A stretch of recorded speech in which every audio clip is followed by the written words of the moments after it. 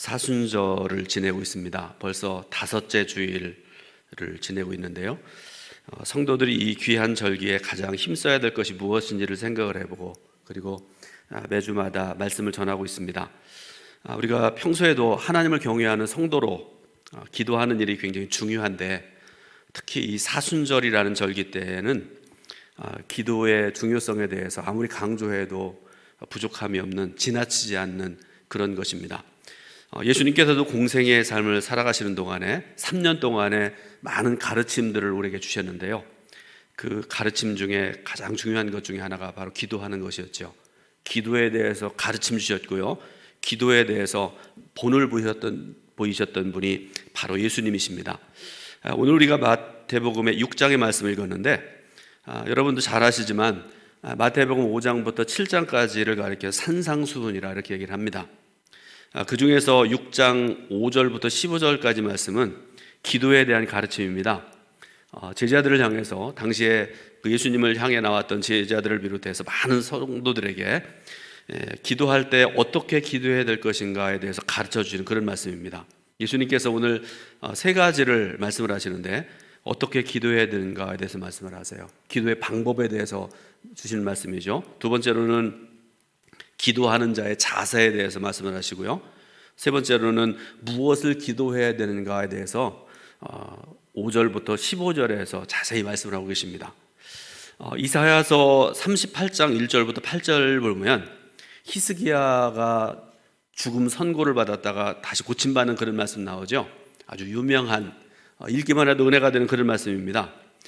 죽음의 선고를 받았던 이 히스기야 왕이 다시 고침을 받는 그런 사건인데, 근데 여러분, 그때 히스기야가 하나님께 기도함으로 응답을 받아서 고침을 받게 됐는데, 여러분 한번 생각을 해보세요. 히스기야의 상황이 내 상황이라고 한번 생각을 해보고, 히스기야가 그때 당시 어떻게 기도했겠는가?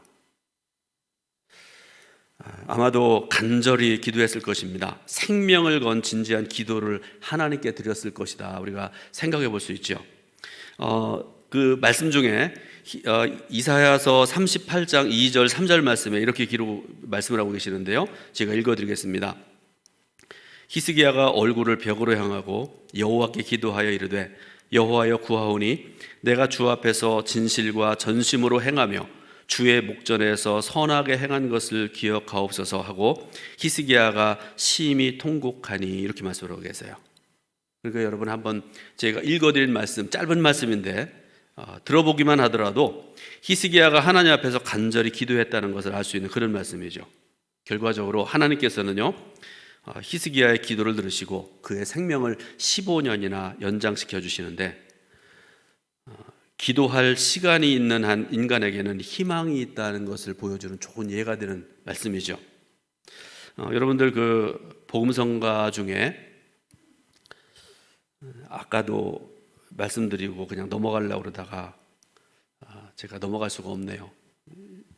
저는 우리 권사님이 저렇게 찬양을 잘하시는 줄 몰랐어요. 그동안은 참 매력적인 그 음성을 가지신 분이세요. 마리안 앤더슨 같은 그런, 진짜 처음에 일부 예배 때 듣는데 막 마음이 울컥하고 은혜 받았던 그런 찬양을 들었는데요. 우리가 예배 시간에 찬송을 되게 부르는데요, 복음성가를 부르는 경우도 있지 않습니까? 복음성가 중에 기도할 수 있는데 라는 복음성가, 여러분들 기억하실 거예요. 제가 불러보려다가 일부 예배 때 다 포기를 했습니다. 2부 때도 마찬가지고요. 이런 때 하면은 권사님은 저렇게 잘하는데 이 목사는 어떻게 이상해졌나, 그런 생각할 것 같아가지고 제가 복음성가는 안 부를 거고요, 그 가사만 여러분들에게 좀 말씀드리려고 합니다. 기도할 수 있는데 왜 걱정하십니까? 기도하면서 왜 염려하십니까? 주님 앞에 무릎 꿇고 간구해 보세요.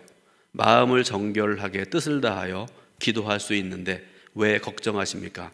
기도하면서 왜 염려하십니까? 라는 그런 복음성가입니다. 우리 그리스도인들에게 있어서 행복 중에 가장 큰 행복은 기도할 수 있다는 사실입니다. 근데 여러분, 기도는요, 내용도 중요하지만 과정과 태도가 굉장히 중요하다는 것을 주님께서는 말씀을 하고 계시는데요, 기도에 대해서 가르침을 주시던 예수님께서 6장 9절에서 이렇게 말씀을 하십니다. 그러므로 너희는 이렇게 기도하라. 이 말씀을 주신 것을 봐도 기도의 과정과 태도가 굉장히 중요하다는 것을 우리에게 가르쳐주는 그런 말씀인데요. 그래서 여러분들에게 한 가지 좀 질문을 드리려고 합니다. 여러분 기도 생활 하시잖아요, 그죠? 저를 보세요. 똑바로 쳐다보시기 바랍니다. 보세요. 여러분 기도 생활 하시죠? 그런데 여러분 기도 생활 하시는데 예를 들어서 기도 제목들이 뭐 하나부터 10가지가 있다고 생각을 해보세요. 하나님 이렇게 해주시기 원합니다. 저렇게 해주시기 원합니다. 이렇게 응답해 주시기 원합니다. 예를 들어서 10가지의 기도 제목을 가지고 기도하시는데 여러분이 기도하시는 그대로 하나님의 기도 그대로 응답하시던가요? 아마 10중 8구는 내가 원하는 그대로 응답받지 못하는 경우들이 있을 것입니다. 여러분 제가 이 말씀 드리는데 어떤 성도들은 이 말을 듣고 난 다음에 기도를 하라는 거야 말라는 거야 그렇게 생각하시는 분이 있을지 모르겠는데요. 그런데 여러분들이 들어서 알고 계시지만 성경에도 그 예들이 나와 있고 그렇지만은요, 기도의 응답에는 4가지가 있다는 그런 얘기 들어보셨어요? 하나님은 4가지 방법으로 응답하신답니다. 가장 대표적이고 가장 많이 응답하시는 형태가 뭔가 하면 예스, 한국말로 그래 하시는 그런 응답이죠. 즉시로 우리가 흔히 응답이라고 생각하는 응답의 방법입니다. 앞서 제가 이사야서 38장의 말씀을 여러분들에게 예를 들어 말씀드렸는데 가장 좋은 예가 되겠죠. 히스기야가 너 죽게 되리라 그러니까 즉시로 기도하고 하나님께 즉시로 응답하시는 그런 예들, 우리는 흔히 이게 온전한 기도의 응답이고 이것만이 기도의 응답인 줄 아는데 그것만은 아니라는 것을 또 우리가 알 수 있잖아요. 두 번째로는 어떤 응답이 있다고 말씀하는가 하면 안 돼라는 응답이 있다고 그렇게 아시잖아요. 단호히 아니다. 하나님께서 원하시는 하나님의 뜻이 아닌데 자꾸 구하면 하나님께서 아니라고 하는 그런 응답이 있다, 그런 말씀이죠. 세 번째로는 기다려라는 하나님의 응답이 있으시대요. 그죠? 나는 급해요. 이번 한 주일 동안 기도하고 다음 주에는 내가 중요한 결정을 해야 되는데 하나님 일주일 동안 응답해 주세요 그러는데 응답이 없는 경우들이 많다는 말씀이죠. 굉장히 많잖아요.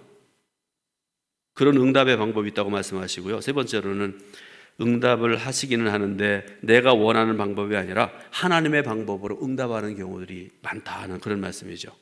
그러므로 여러분, 내가 기도하는 대로 이루어지지 않는 기도는 그 내용도 문제니와 그 태도와 과정에도 문제가 있다는 걸 우리가 생각을 해야 되는 것이죠.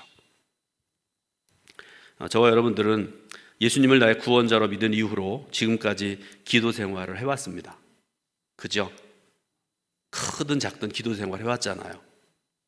그리고 앞으로도 생명이 다할 때까지 기도해야 되는 저와 여러분들이어야 됩니다. 주님께서 재림의 주로 오실 때까지 기도해야 될 저와 여러분들입니다. 그러므로 기도할 때에 가져야 될 바른 태도를 생각해 보는 것이 굉장히 중요한데요. 그래서 이 시간에 주님이 원하시는 기도의 태도 몇 가지를 여러분들에게 좀 말씀을 드리려고 합니다. 첫 번째로 기도의 시간은 하나님께서 보시는 시간이라는 것입니다. 우리가 기도하는 시간에는 대부분 눈을 감습니다. 그렇죠? 대표 기도하든지 혼자 나 기도하든지 되게 일반적으로 기도를 할 때는 눈을 감습니다. 근데 설교 듣는 시간에 눈 뜨는 시간입니다. 눈 뜨시기 바랍니다. 제가 어제 이 말씀 준비하면서 한참 웃었던 기억이 나는데요. 제가 교육전도사가 된 지 얼마 되지 않아서 88년도 혹은 89년도 그때쯤에 유초등부 예배를 인도하던 때에 있었던 일입니다. 교사가 대표 기도를 하고 난 다음에 개구장으로 소문난 어떤 애가 가만히 생각해 보니까 걔가 이제 40대 한 중반은 넘었을 거라고 생각이 되었는데 걔가 지금 예수 믿을까 지금 생각을 한참 동안 했던 기억이 있는데요. 그 애가 기도 끝나자마자 뭐라고 했는지 아세요? 손을 번쩍 들더니 전도사님 아무 개가 기도 시간에 눈 떴대요. 그렇게 저한테 일리는 거예요. 여러분 그거는 자기도 눈 떴다는 얘기 아니겠습니까? 웃었던 기억이 있습니다. 다시 말씀드리지만 기도 시간에는 우리가 흔히 눈을 감습니다. 그래서 서로가 서로 간에 잘 보지를 않습니다. 그러나 반드시 기억해야 될 것은 기도 시간은 하나님께서 보시는 시간이라는 것입니다. 요한복음 1장 43절 이하에 나다네엘이라는 사람에 대한 말씀이 나오죠. 예수님께서 갈릴리로 가셨다가 거기에서 제자들을 부르시는 그런 말씀이 나와요. 복음서마다 나옵니다. 거기서 누구를 만나셨는가 하면 빌립이라는 제자를 부르시는 말씀이 나오죠. 빌립이 예수님을 영접하고 제자가 되고 그렇게 됐는데, 제자가 된 빌립이 가장 먼저 했던 일이 뭔가 하면 나다나엘에게 나사렛 예수에 대해서 증거하는 그런 말씀이 나오죠. 그랬을 때 46절에 나다나엘이 이르되 나사렛에서 무슨 선한 것이 날 수 있느냐 이렇게 대답을 해요. 무슨 뜻입니까? 빌립이 전하는 예수님에 대한 말만은 들었을 때 나사렛 예수시라는, 우리 어머니들 예전에 얘기할 때 무슨 평촌댁 홍천댁 이렇게 얘기하고 그러잖아요. 그분이 어디 출신인가를 알게 해주는 그런 이름이지 않았습니까? 그런데 빌립이 나다나엘에게 얘기했을 때 예수님에 대해서 나사렛 예수에 대해서 증거를 했다, 그런 말씀인데요. 그 말을 들었을 때 예수님을 궁벽한 시골 청년의 하나 정도로 생각했다는 그런 말씀이죠. 이런 경우들이 굉장히 많습니다. 다른 사람들에 대해서 누구누구에 대해서 얘기를 하든지 들었을 때에 대개는 외적인 조건들을 가지고 얘기를 합니다. 이 사람이 성씨는 뭐고 어느 학교를 나왔고 뭐 용모는 어떻고 얘기들을 하잖아요. 그러면 듣는 사람들이 일반적으로 평가를 합니다. 학교도 괜찮은 데 나왔고 집안도 괜찮은 것 같고 괜찮은 사람 같다. 반대로는 그런 사람을 나한테 알려주려고 그래. 판단하고 가까이 하지 않으려는 그런 모습들도 보이고 그러지 않습니까? 대개는요, 외적인 조건들을 가지고 판단해서 오해하는 경우들이 굉장히 많습니다. 그런데 예수님을 만났을 때 놀라운 일이 벌어지게 됩니다. 나다나엘이 예수님을 만나 뵙고 그가 한 예수님께 대한 고백이 48절에 나와 있는데요. 제가 읽어드립니다. 라삐여, 당신은 하나님의 아들이시요 당신은 이스라엘의 임금이로소이다. 아멘. 여러분, 짧은 말씀이지만요, 이 말씀 속에는 예수님께 대한 모든 것이 고백이 담겨져 있는 그런 말씀 아니겠습니까? 짧은 만남과 대화를 통해서 예수님이 어떤 분이신지를 분명히 깨달았고, 그 깨달고 아는 바를 48절의 고백을 통해서 명확하게 말씀하고 있는 것입니다. 그런데 여러분, 이 말씀을 통해 얻게 되는 중요한 것이 있습니다. 주님은 나다나엘을 보시고 뭐라고 말씀하시는가 하면은 참 이스라엘 사람이라 이렇게 칭찬하시는 말씀이 나와요. 예수님의 이 말씀을 듣고 난 다음에 나다나엘이 깜짝 놀랍니다. 그래서 그가 성경 말씀 보니까요, 나를 어떻게 하십니까? 이렇게 예수님께 질문을 해요.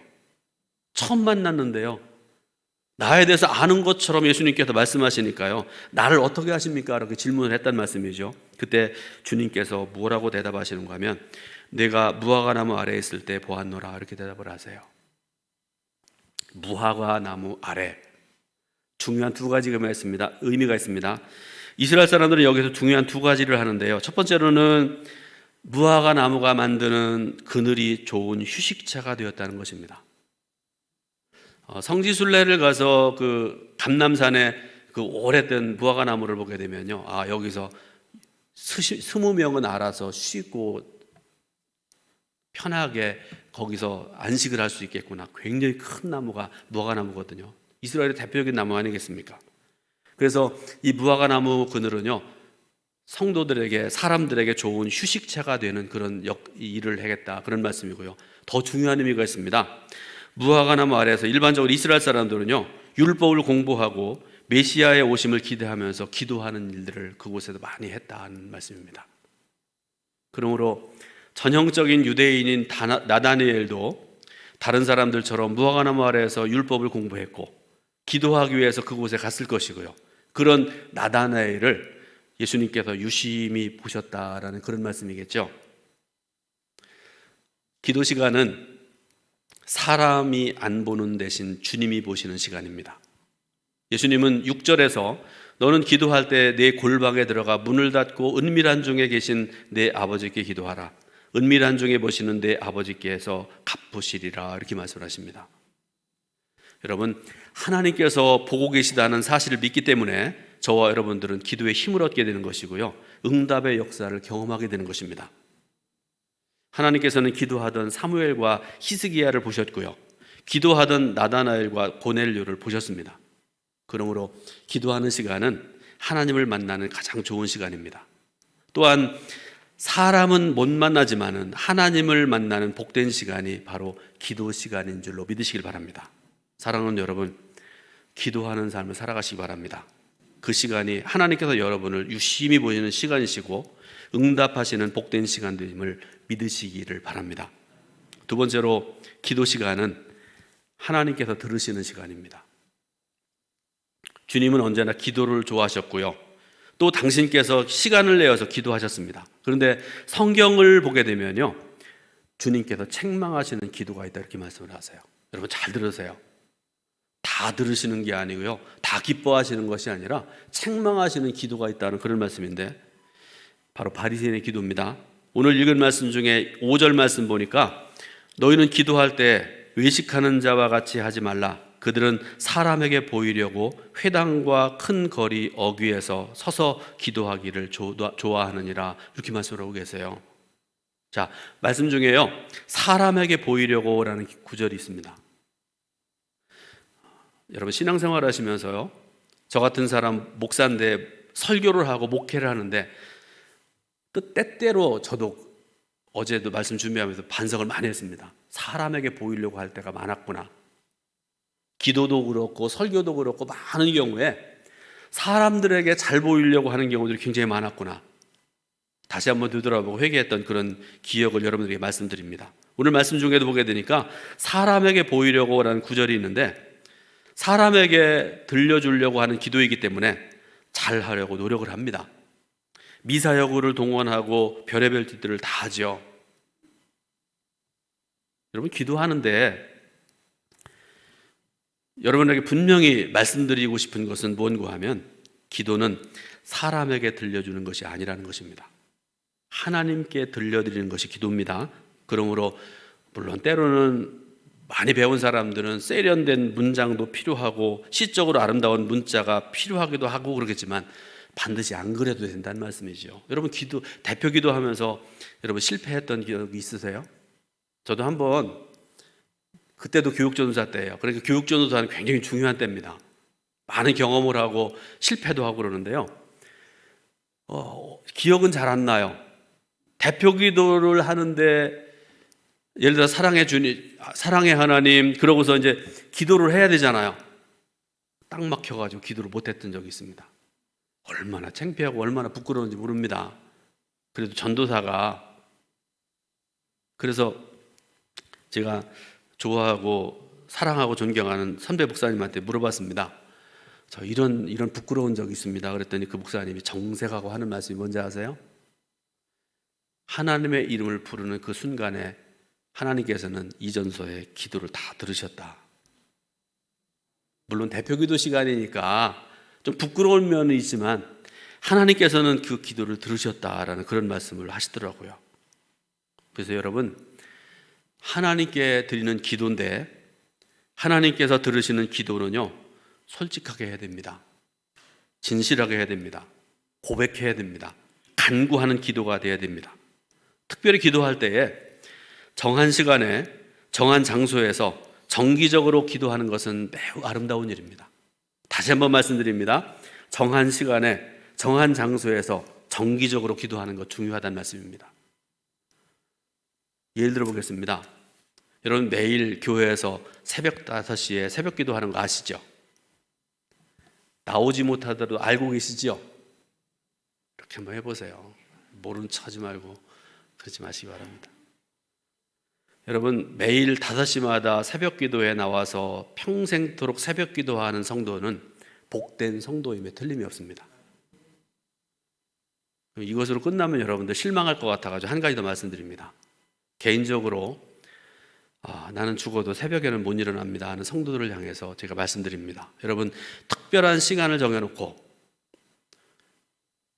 저녁 5시도 괜찮고요, 저녁 9시도 괜찮고요, 낮 시간도 괜찮아요. 특별한 시간을 정해놓고 기도하는 성도는 복이 있는 성도임에 틀림이 없습니다. 왜 그런가 하면 하나님께서는 나다나엘에게 그러셨던 것처럼 그의 기도하는 시간과 기도의 내용을 반드시 기억하실 것이기 때문에 그렇습니다. 사무엘의 어머니 한나, 여러분 기억하시죠?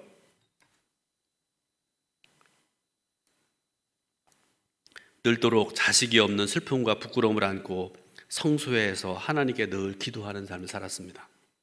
그런데 그녀가 무슨 기도를 하는지 사람들은 알 수가 없어요. 성경을 보니까 마치 술 취한 사람처럼 횡설수설하며 중얼거리는 것 같았기 때문에 심지어는 그 당시에 제사장이 꾸짖기까지 했습니다. 여자가 왜 술 취해서 성전에서 이러느냐, 꾸짖었습니다. 사람들은 그녀의 기도를 들을 수가 없었습니다. 그런데 여러분, 분명한 사실은 하나님께서는 들으셨다는 것입니다. 그래서 그녀의 소원을 들으셨습니다. 여러분, 그 결과가 뭔지 아세요? 아시죠? 이스라엘의 역사상에 사무엘 같은 사람은요, 위대한 선지자고 신실한 하나님의 사람이고 성결한 사람입니다. 그런 아들을 기도의 응답으로 주신 줄로 믿으시길 바랍니다. 세 번째로, 기도 시간은 주님의 이름만 기억하는 시간입니다. 하나님의 약속 중에서 가장 위대한 약속은 예수님의 이름으로 기도하는 것은 모두 이루어 주신다는 것입니다. 그러므로 사랑하는 여러분, 아무리 위대한 사람이라고 할지라도 하나님께 기도할 때만은 자기의 이름으로 기도할 수 없어요. 대통령의 이름으로 기도할 수 없습니다. 아무리 위대한 사람이라 할지라도 그 사람의 이름으로 기도합니다. 여러분, 이건 틀린 거예요. 이건 이단만이 할 수 있는 일입니다. 오직 예수님의 이름으로 기도하는 것입니다. 일반적으로 사람들은 자기의 이름을 사랑하는 것 같습니다. 일부 때도 제가 잠깐 말씀드렸는데, 예전에 지금부터 한 100년쯤 전에, 그 이전에 우리 한국 사람들이 왜 그렇게 아들만을 좋아했는지 모르겠어요. 별것도 아닌데 보면. 제가 아들을 못 낳아서 이런 말 하는 건 아니고요. 보니까 그런 것 같아요, 주위에. 아들들은 낳으면 막 잔치를 하고, 뭐 이름도 막 돌림자를 넣고 막 그러면서 잘했다, 수고했다, 막 시어머니가 손수 나가가지고 막 고기를 사다 가지고 막 그러는데, 아들을 낳으면 그렇게 외면을 하더라고요, 보니까 옛날에. 혹시 며느리한테 그렇게 하신 시어머님 있으면 회개하시기 바랍니다. 그래가지고 이름 짓는데도요, 조금 전에 생각한 내용인데요, 종말이라는 이름 들어보셨어요? 예전에 유명했던 드라마 기억 안 나세요? 이름을 짓다가 이 딸 그만 나라고 그래요. 종말이라고 이름을 지었답니다. 그렇게 이름을 함부로 줬던 그런 경우도 있습니다. 그런데 여러분, 일반적으로 사람들은요, 내 이름들을 굉장히 소중히 여기고 사랑하고요, 그리고 그 이름을 사람들에게 알리기를 원하는 것 같아요. 그거 어디서 할 수 있는 거 하면, 누구 만나면 이양로라고 합니다. 이양로 목사입니다. 그다음에 또 거기서 뭐 명함이라를 꺼내가지고 거기다 이름 딱 붙여놓고 막 거기다 경력 적어놓고 막 그러잖아요. 이게 다 알려지기 위해서 하는 거 아니겠습니까? 또 한 가지, 거기에서 지나치면 자기의 이름으로 모든 일을 하고요, 공적비를 세워서 우상화까지 하고. 조선시대에 여러분 중요한 데 가보면 공적비들 굉장히 많잖아요. 지금도 그런 짓 하는 사람도 있습니다. 북한에 가면은요, 김일성과 김정일과 김정은 3대 독재자를, 북한에는 그 세 사람 이름밖에 없어요. 그런데 여러분, 기도하는 시간만은요, 자기의 이름을 잊어버리는 시간이고 자기의 이름은 포기하는 시간입니다.